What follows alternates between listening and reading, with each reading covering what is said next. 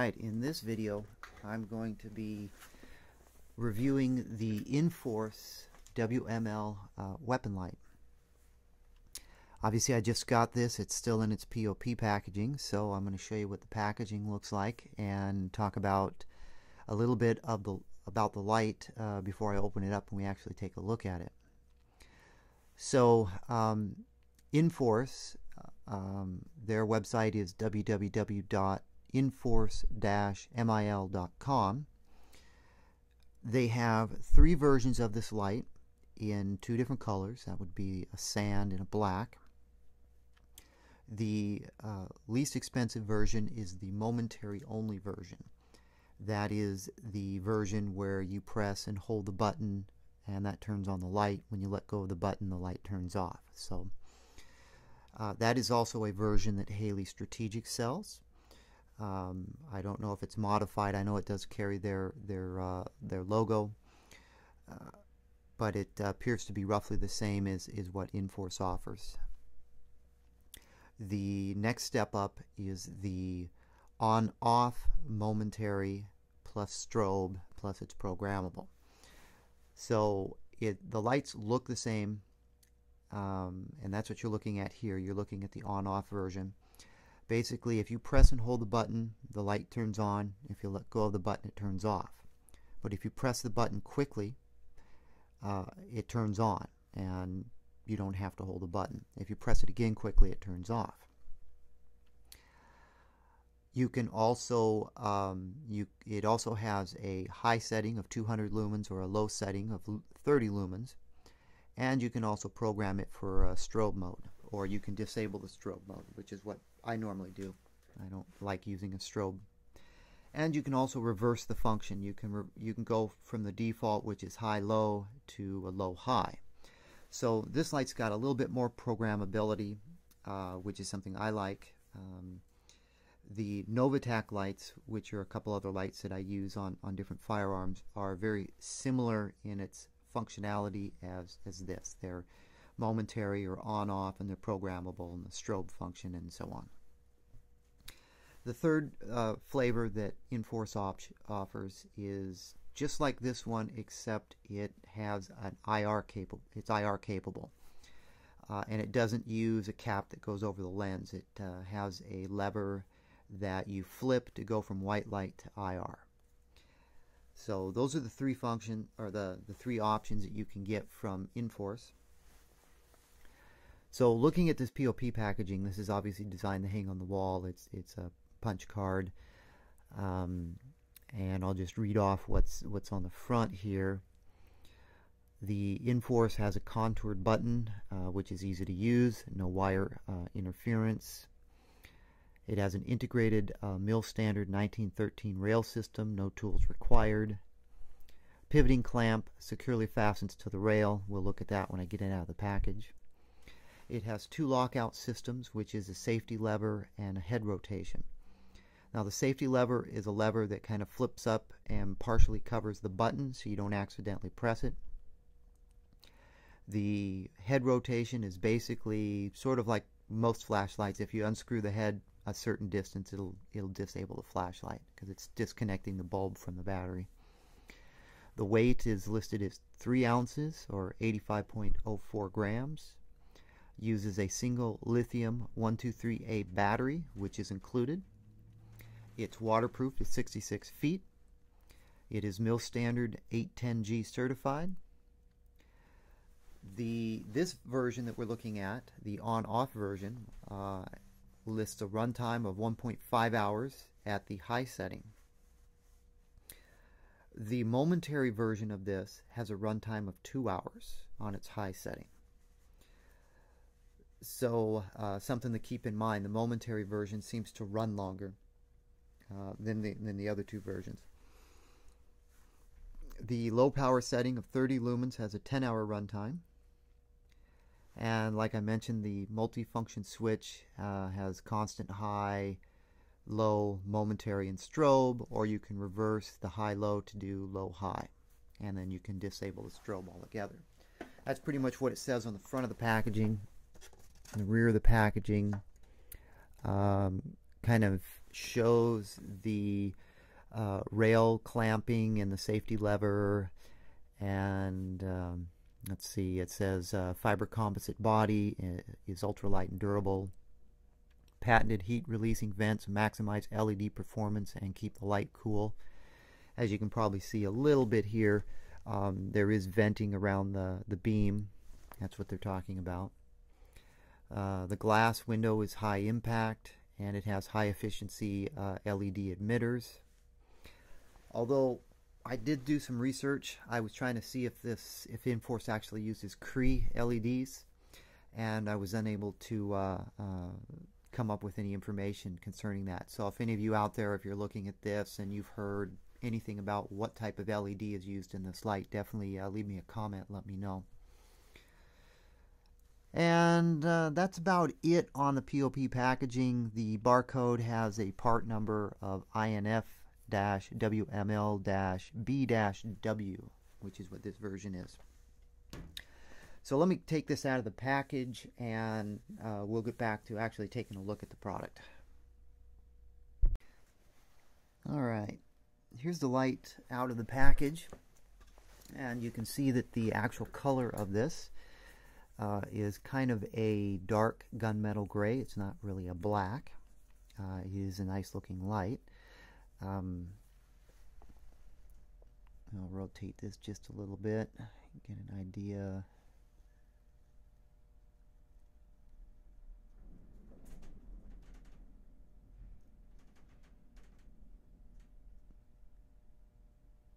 And so here's the bottom. The bottom basically has some patent information, and there is what appears to be a serial number on the bottom. This is the safety lever, which I talked about. Supposedly with this flipped up, it helps prevent accidental turn-ons of light, which, you know, you can still access the button and you know, turn it on, but I think for the most part that this is a pretty good idea to help you know, keep you know, if this was on your gun and it was in your bag and something was pressing up against it, this lever would probably keep that item from turning on the light and draining your battery. And of course, you can unscrew the head basically a little bit, and that would disable the light as well. So while we're talking about the head, I'll go ahead and take this off all the way. You can see that this head has got a nice thick O-ring here. This more or less is going to keep any type of moisture out, and it ships with a Panasonic lithium CR123 battery. And it looks like there's a brass sleeve on the inside.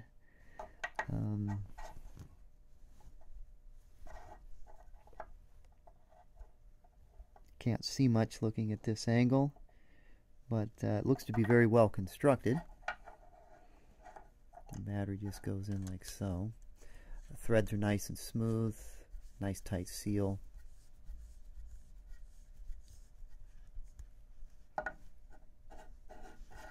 Okay, so the clamping system works. There's a rotating knob right here, which if you loosen it up all the way, you can see that this is spring loaded. So you would basically slide this on your rail. You hold this down, slide it on your rail, and after it's on the rail, tighten that down, and that, you know, is supposed to prevent it from you accidentally pushing on this and it sliding off. So it's a pretty creative mounting mechanism.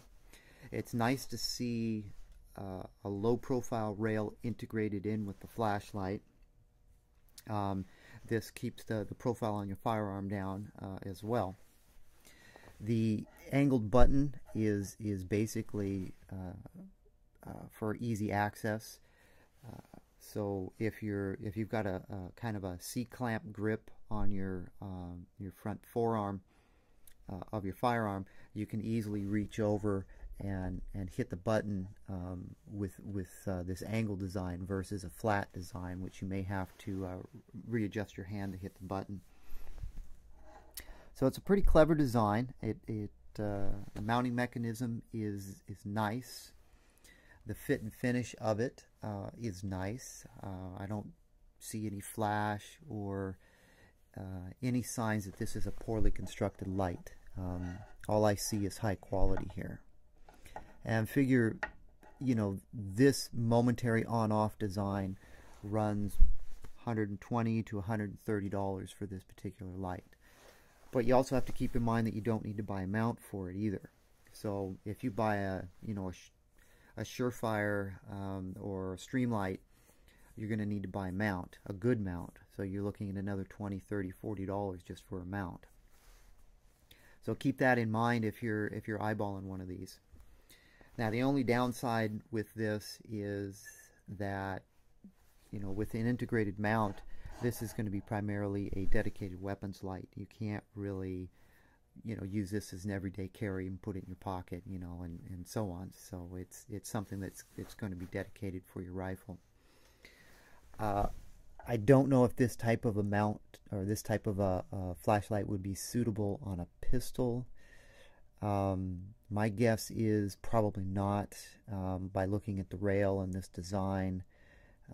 If anybody's tried to put one of these on a pistol, you know, let me know.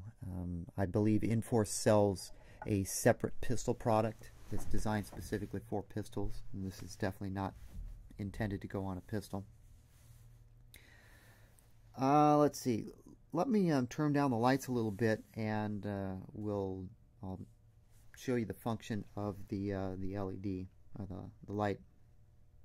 Alright, I've turned down the light a little bit here on my display stand so I can show you the beam of the flashlight, and I'm fairly confident that the beam of the flashlight's really going to mess with the exposure on the camera, so it's kind of out of my control. So what I'm going to do is I'm going to press and hold the button in, and that engages the light. And you can see I'm pressing and I'm letting go of the button. So if I press and hold, it's on. I let go, it's off. So that's the momentary function. If I press it quickly once, it goes on. Press it again, it goes off. So that's pretty much the main functions there. At this point, I can't really show you the programming because I don't know how to program it. Since I just took it out. It does come with a small instructional sheet right here, which I'm kind of glancing at real quick while I'm making the video and boring you at the same time.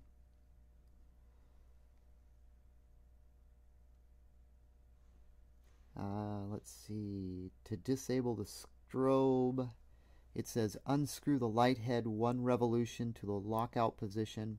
Press and hold the button pressure switch. While holding the button pressure switch, tighten the head and then release the button. The strobe feature is now disabled. And the reactivate, repeat steps 1, 2, and 3.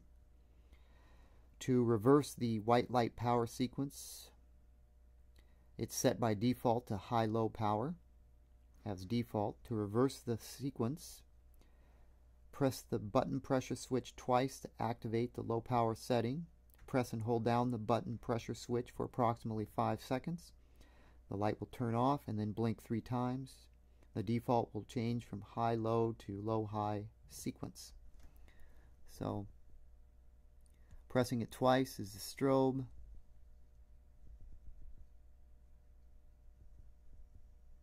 Okay. Pressing once and letting go is high. Pressing twice quickly initiates the strobe. And pressing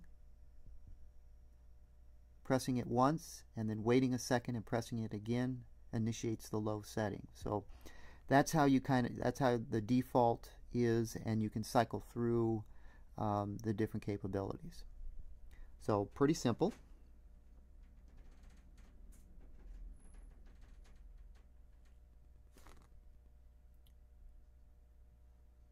And the lockout, I believe they said the lockout on this was, yeah, you only have to turn this a little bit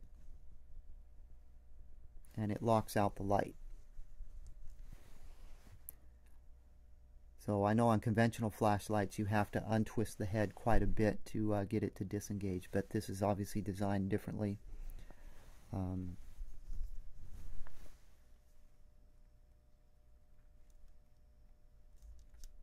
You only have to turn it a slight bit and it turns off the light.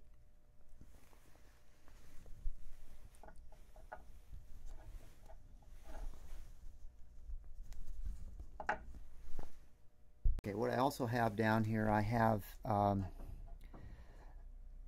a Novatak SPL-120 weapon light, which is very similar in its functionality as the Inforce. The Novatak is 120 lumen,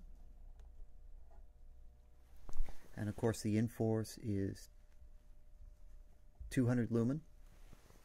Now this may not be something that you can really capture on the camera, but it's with my eyes I can definitely tell that the Inforce is substantially brighter. The Inforce light is also much whiter. The Novatak is kind of bluer. So not only is there a lumens variance, which is obvious, there's also a Kelvin difference. So there's actually a color temperature difference between these two.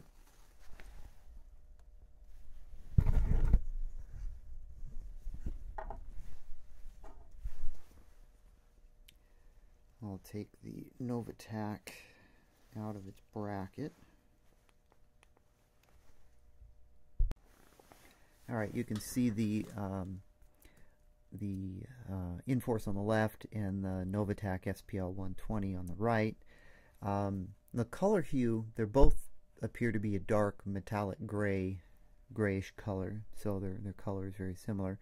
And you can tell in reference to that is this bracket is definitely black right here behind it. So between these particular two, these are the only two flashlights I have to do any type of comparison. You can see that the Inforce is only slightly longer than the Novatak. Obviously the Inforce sits higher because of its integrated bracket. And you can see that the bezels are roughly the same size. They're 1-inch bezels. But you know, when you actually go to putting this, you know, on a firearm, you can see that using a bracket like this one and the Novatak, it's going to sit, you know, 1/2 inch to 3/4 of an inch higher. So it's definitely not as low of a profile. So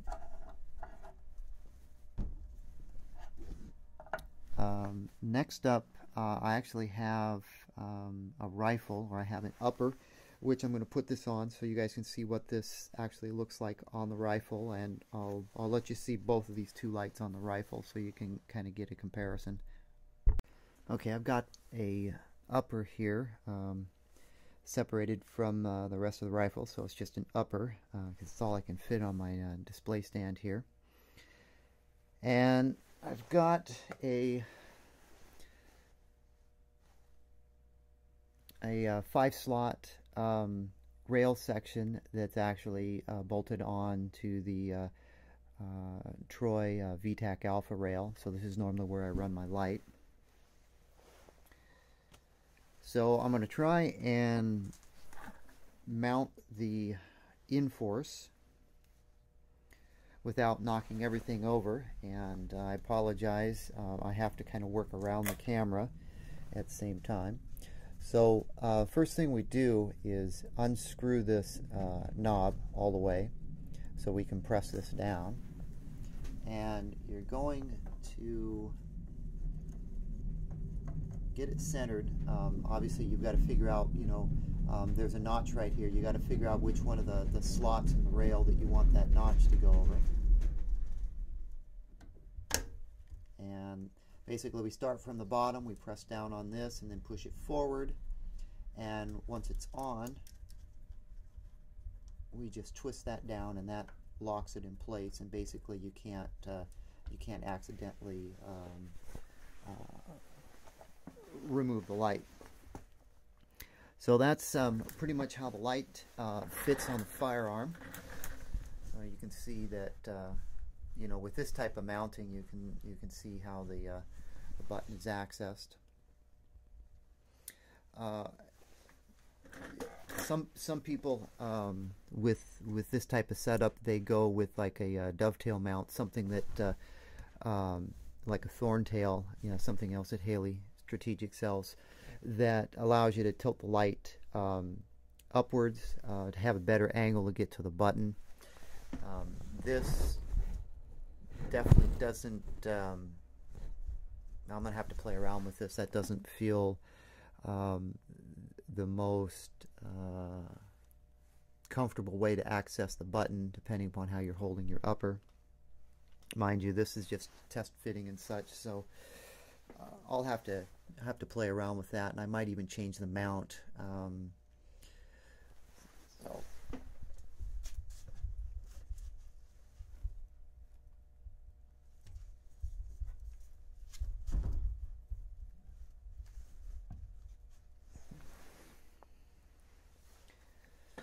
So for comparison, I'll go ahead and put the Novatak on. The Novatak has that sits in a TDI Arms BK-2 mount, which is the type of mount that normally ships with the Novatak lights. Okay, the TDI Arms mount normally it has a little lever that you pull down on, so it's kind of spring-loaded, and you slide it on versus rocking. So you pull down on the lever and you slide it on and lock it in place. So it goes on and comes off pretty good, and you can see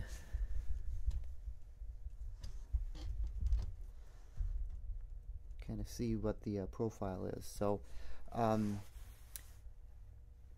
this is a good setup, but you know, the main issue that I have is the light is way out against away from the railing. So when you compare that to, you know, the Inforce sits about right there. So it sits much further in, so you don't have to reach out as far as to get to the button. So I like that feature right away. And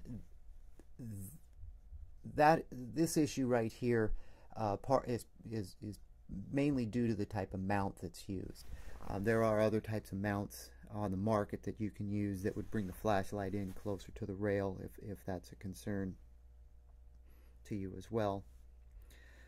So let me switch these back. All right, here's another angle of the Inforce, and you can see how much closer it actually sits to the railing system. So actually this time around I moved it a little bit further forward, which makes it a little bit easier to get to with my thumb. I still may consider a dovetail mount for it to rotate it up. We'll just have to see what I can come across with. It's definitely a good looking light. Looks good on the upper. Color is good. You know, I'd actually like it better if it was black to match the rest of the black hardware, but that's just a nitpicky thing.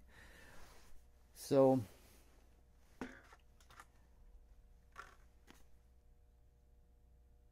I think I've covered everything on this at this point. I'm going to go ahead and use this, and I'll update the comments section if I find anything of honorable mention as I use this light. So far, the fit and finish is superb. Installs easy. It's easy to use. The programming function is easy, although I didn't demonstrate it. And yeah, the light is great. It's nice and bright. It's a good upgrade to what I had on this firearm. Not that there was anything wrong with the Novatak, but I'm always I like to try out new things, and so that'll about wrap up this video covering the Inforce WML on-off and Momentary 200 lumens light.